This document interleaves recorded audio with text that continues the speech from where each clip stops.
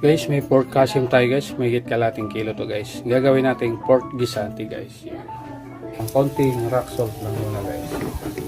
Gagamit ako ng maliit na tomato sauce lang guys. Ayan, isang latang green peas. Yung bawang sibuyas natin. Saka isang bell pepper lang guys. Konting ajinomoto guys. Mamantikain lang natin yung guys.